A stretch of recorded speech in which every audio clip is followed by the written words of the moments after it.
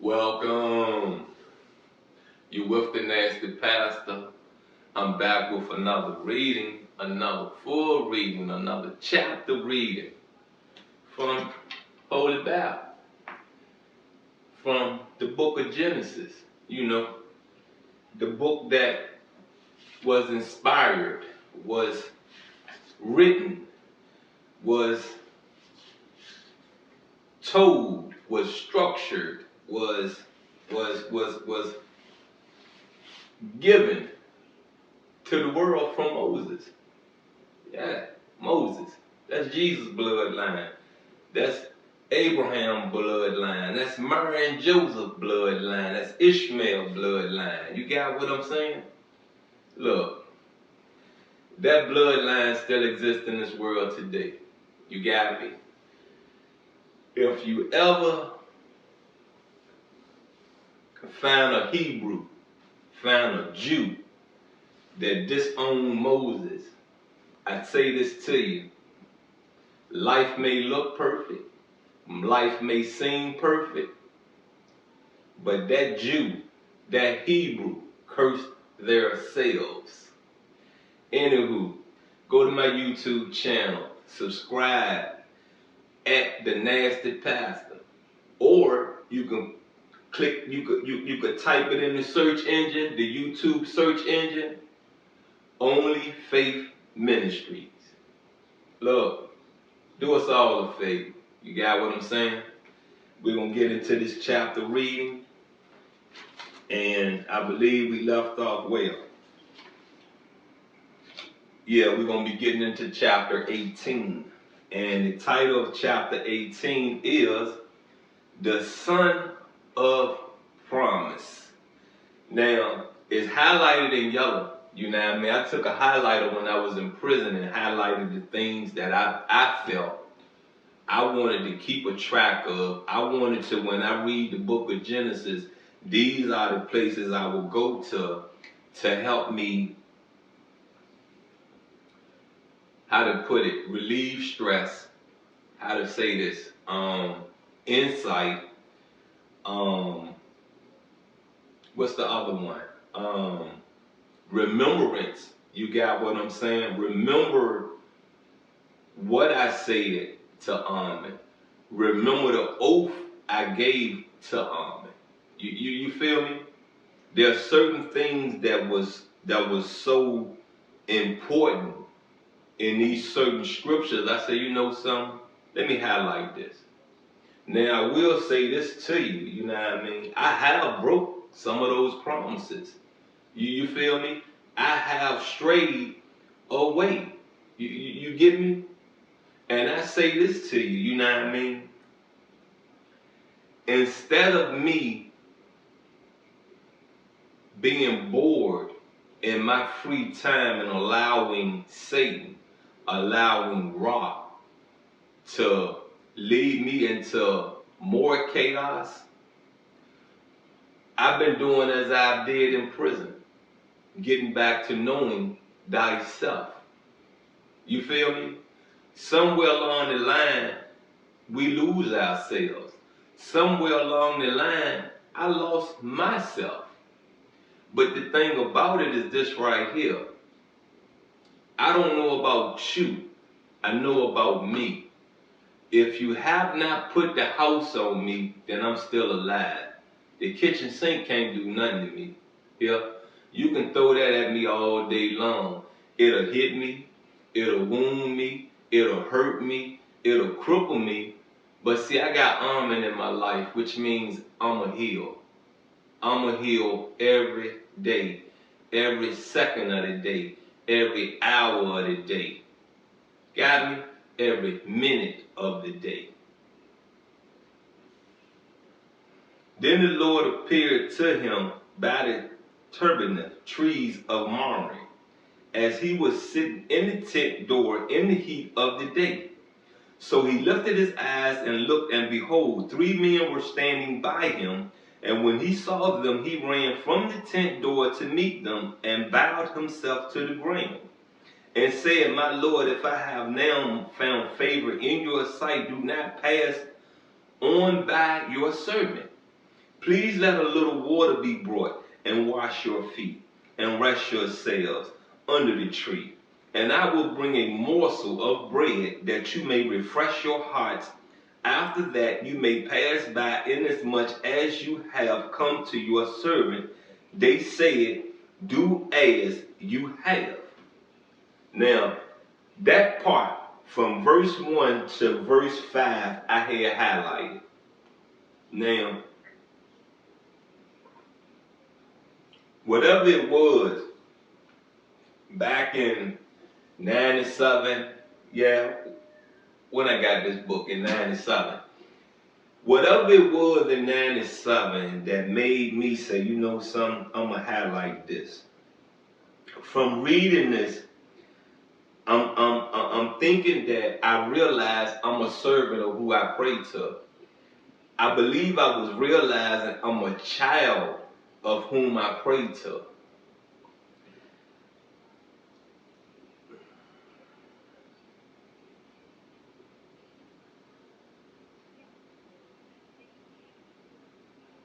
Yeah, that's what I'm processing now, and I'm trying to figure for every highlighted part of the scripture, part of the chapter that I see. I do want to reflect on what was I thinking about then. How was my emotions then? What was I really processing out of everything I read? And to look back, we talking about what? What we talking about? 97 is 2004. We're looking at 27 years ago. I'm a different man. You feel me? My tribulations are different. I see the world different. I have picked myself up through some turmoil I inflicted upon myself. You feel me? We're going on, get into verse 6. So Abraham hurried into the tent to Sarah and said, quickly make ready 3 measures of fine meal. Knead it and make cakes. And Abraham ran to the herd, took a tender and good calf, gave it to a young man, and he hastened to prepare it. So he took butter and milk and the calf which he had prepared and set it before them, and he stood by them under the tree as they ate. Then they said to him, where is Sarah your wife? So he said, here in the tent. And he said, I will certainly return to you according to the time of life, and behold, Sarah your wife shall have a son. Sarah was listening in the tent door, which was behind him. Now Abraham and Sarah were old, well advanced in age, and Sarah had passed the age of childbearing. Therefore Sarah laughed within herself, saying, after I have grown old shall I have pleasure, my Lord being old also. And the Lord said to Abraham, why did Sarah laugh, saying, shall I surely bear a child, since I am old? Is anything too hard for the Lord? At the appointed time I will return to you according to the time of life, and Sarah shall have a son. But Sarah denied it, saying, I did not laugh, for she was afraid. And he said, no, but you did laugh. Abraham intercedes for Sodom. And this is going into verse 16. Then the men rose from there and looked towards Sodom, and Abraham went with them to send them on the way. And the Lord said, shall I hide from Abraham what I am doing, since Abraham shall surely become a great and mighty nation, and all the nations of the earth shall be blessed in him. For I have known him in order that he may command his children and his household after him, that they keep the way of the Lord to do righteousness and justice, and that the Lord may bring to Abraham what he has spoken to him. And the Lord said, because the outcry against Sodom and Gomorrah is great, and because their sign is very great, I will go down now and see whether they have done altogether according to the outcry against it that has come to me, and if not, I will know. Then the men turned away from there and went toward Sodom, but Abraham still stood before the Lord. And from 19 to 23, I highlighted. And I get the part. I understand why I highlighted that part of it, because, reading that, helped me understand I'm supposed to be here for my children. I'm not supposed to be incarcerated. You feel me? I'm supposed to be out here helping the mother of my child parent our child. And I'm supposed to always bring some type of justice into my kids' life. Not chaos, justice.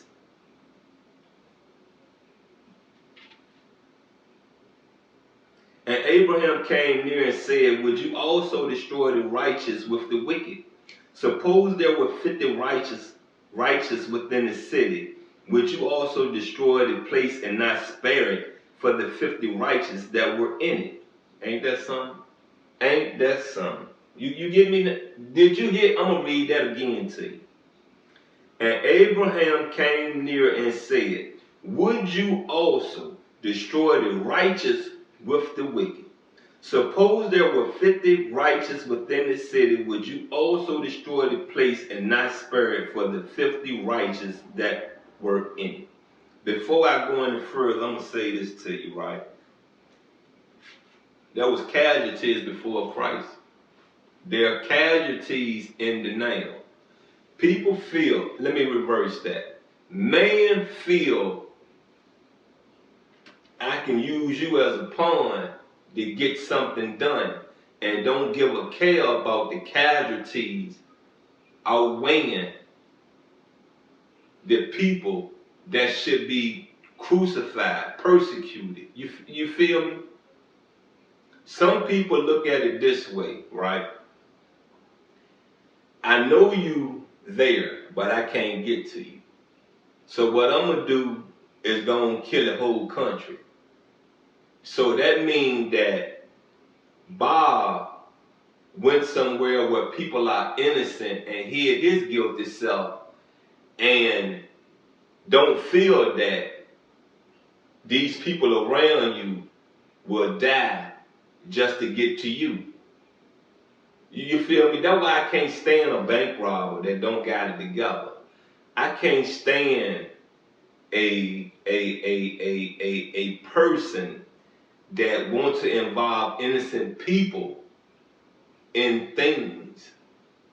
You feel me? Innocent people get killed while you're trying to get to the person that done something to you. I never got that. I never understood that. I was never one to do something to your woman because you did something to me. I was never the one to touch your property because you done something to me. You feel me? Touch me. Put your hands on me, not my property. So if that's the way I feel about me, how do you think I'm going to treat you? I'm not going to beat your car up. I'm not going to shoot your car up. I'm not going to flatten your tire. I'm not going to break your window. I'm going to take your head off.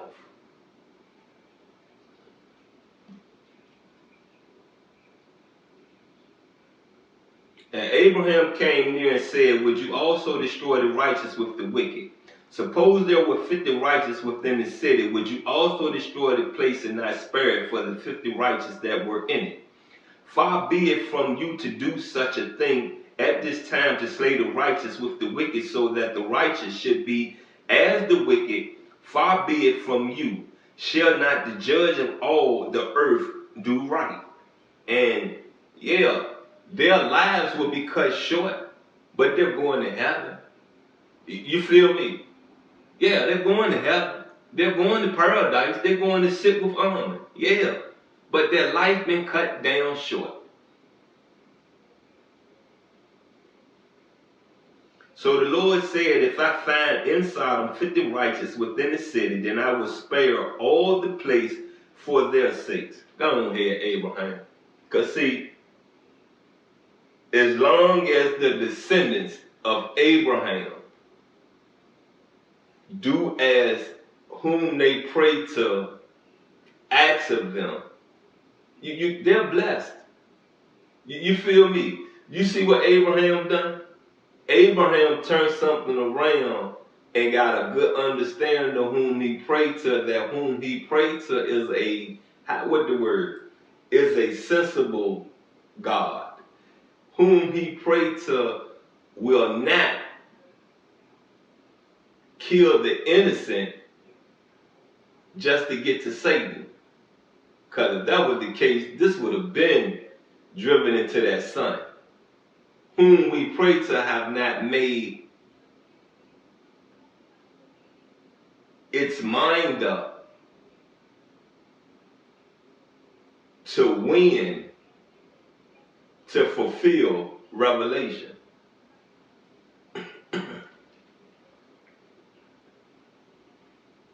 Then Abraham answered and said, Indeed now, I who am but dust and ashes have taken it upon myself to speak to the Lord. Suppose there were 5 less than the 50 righteous, would you destroy all of the city for lack of 5? So he said, if I find there are 45, I will not destroy it. And he spoke to him yet again and said, suppose there should be 40 found there. So he said, I will not do it for the sake of 40. Then he said, let not the Lord be angry, and I will speak, suppose 30 should be found there. So he said, I will not do it if I find 30. And he said, indeed, now I have taken it upon myself to speak to you, to speak to the Lord. Suppose 20 should be found there. So he said, I will not destroy it for the sake of 20. Then he said, let not the Lord be angry, and I will speak but once more. Suppose 10 should be there. And he said, I will not destroy it for the sake of 10. So the Lord went his way as soon as he had finished speaking with Abraham, and Abraham returned to his place.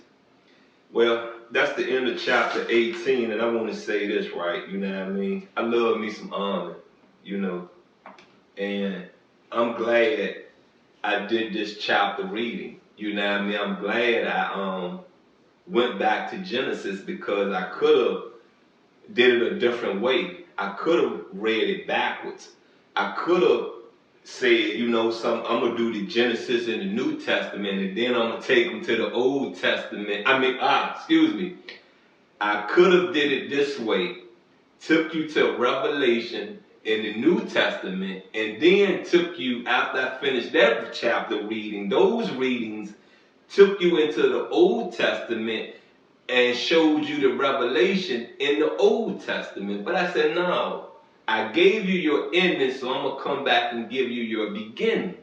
Look, I am the Nasty Pastor. Please go like, share, subscribe, comment at my YouTube channel, at the Nasty Pastor. Or you can use the search engine, the YouTube search engine, and type in Only Faith Ministries. Look, I'm going to say it to you again. You got me? If I don't love you, ain't nobody else gonna love you. I'm out. It's 2024. Let's build. Let's forge. Let's remember. Hey,